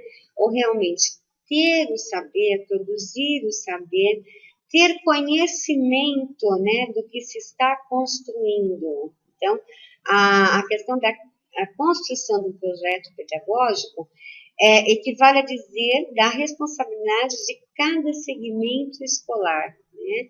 Se traduz o quê? No documento, na cara, na identidade daquela escola. Competência humana, que é a capacidade de ser, de saber ser e de saber conviver, que são as relações que nós já todos falamos, mas que é fundamental a gente estar sempre lembrando, né? A questão da humildade é fundamental. Nós não sabemos tudo, né? Nós estamos em eterno processo de aprendizagem. Nós não temos ainda uma acabativa. Nós estamos indo, né, para a acabativa. Portanto, estamos aí, somos todos seres em processo. Competência política, capacidade que tem os profissionais de estabelecer as relações entre a escola, a sociedade e o sistema educacional como um todo. Como são essas relações além da escola, né? Além do espaço escolar, fora do espaço escolar, além dos muros da escola, mas que se traduzem em questões importantíssimas dentro da escola, né? Como são as nossas relações com esses outros segmentos. Competência administrativa, que refere-se à organização e à gestão da escola, lembrando, sempre democrática, a gestão é democrática, né? E óbvio que quanto mais organização ocorrer, né, melhor os trabalhos vão ser desencadeados. Competência jurídica, porque consiste na possibilidade da escola elaborar suas próprias normas, mediante o regimento escolar, estatutos, portarias, avisos, memorandos, contrato didático e organizacional. As pessoas pensam, mas eu não faço isso, fazemos sim. Né? Nós fazemos lá contratos organizacionais, que são aqueles que a gente chama de normas de disciplina. Aquilo é uma competência jurídica, estabelecer junto a um grupo normas de convivência, né? Como é que será? E isso não se reflete, se traduz apenas na parte do aluno, e sim na parte de todos da escola, né? Como é que é essa convivência? Implicitamente para os adultos já ocorre, porém muitas vezes ultrapassam, né, os limites de seus direitos, né, esbarrando nos direitos dos colegas. Então, nós fazemos isso no nosso dia a dia, mas nós achamos que aspectos jurídicos são só as leis, as portarias, aquilo que sai em documentos oficiais. Não, nós também somos construtores, né, das nossas normas diárias de convivência. Competência financeira, e aqui é muito importante, pessoal, porque existem vários repasses, né, que chegam à escola, são repasses federais, repasses estaduais, repasses municipais, repasses de cunho financeiro, e esses recursos precisam ser destinados a todos os segmentos envolvidos na escola. Então, tem que ter aí uma organização em termos de utilização e aquisição de materiais, de bens e de consumo que sejam interessantes para o andamento daquela escola. Então, refere-se à administração e aplicação de repasses públicos financeiros, execução de planejamento de prioridades, planejamentos orçamentários, prestação de conta e, acima de tudo, transparência, né? O uso do dinheiro público deve ser muito sério, né? Deve se usar com muita responsabilidade, com a participação de todos, dentro dos limites e dos aspectos legais para tanto, né? Então, a comunidade tem que estar envolvida, os colegiados que são relativos às questões financeiras devem estar sempre informados a respeito, as pessoas têm que participar, todos os segmentos têm que participar do levantamento das prioridades da escola, e são nessas prioridades que vão estar imbuídas e embutidas as questões de cunho pedagógico, porque são recursos que vão estar amparando, né, os trabalhos da unidade escolar. E competência pedagógica que diz respeito ao estabelecimento dos princípios que orientam todo o processo pedagógico. E quando a gente fala de todo o processo pedagógico, a gente não fala só da figura do coordenador pedagógico, nós estamos falando aí também do gestor no cargo ou na função de diretor escolar, né? E nos demais segmentos, assistentes, vice-diretor e todo mundo que está imbuído dessa questão pedagógica, professores, todos os segmentos, de uma forma ou de outra, estão atrelados às competências pedagógicas. Para finalizar, eu vou trazer aqui para vocês umas dicas que eu considero importante, né? Coisa simples, coisa bem tranquila, mas que são interessantes quando a gente permeia o nosso dia a dia, o nosso fazer em educação, o nosso fazer educacional.